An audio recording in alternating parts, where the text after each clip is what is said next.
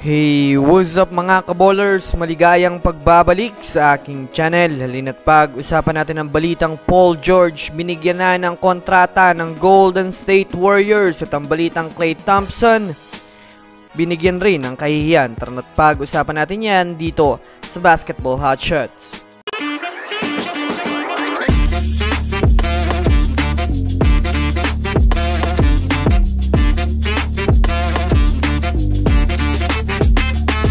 Una nga muna tayong dumako mga kaballers sa balita patungkol sa nakaka-jackpot nga daw ang Atlanta Hawks sa pagkuha sa first pick na si Zaccharie Risache, isang 6'9" forward na nag-average ng 11.1 points na may kasamang 4.0 rebounds, ngunit ang pinakamalakas nga po nitong laro mga kaballers ay ang pagkakaroon nito ng malakas na 3 points.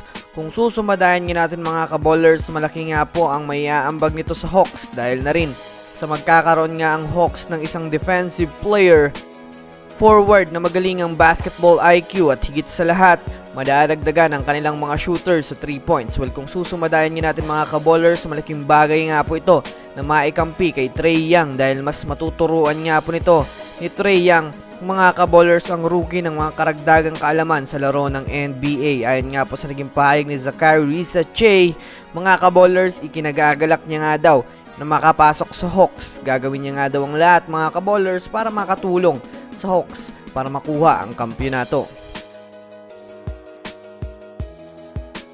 Samantala, dito naman tayo dumako mga kaballers sa balita patungkol sa kupunan ng Golden State Warriors.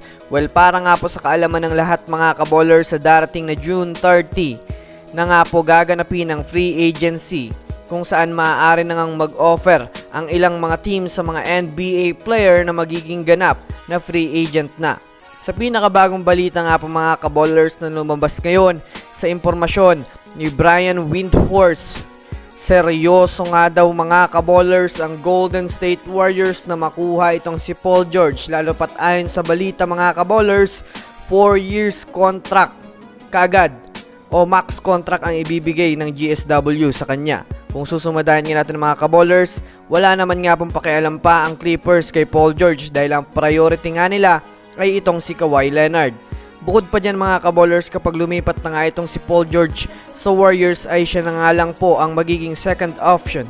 Bukod pa dyan, isang malaking sampal nga po kay Klay Thompson na bigyan si Paul George ng max contract habang siya naman ay mayroong kontrata lang ng 2 taon.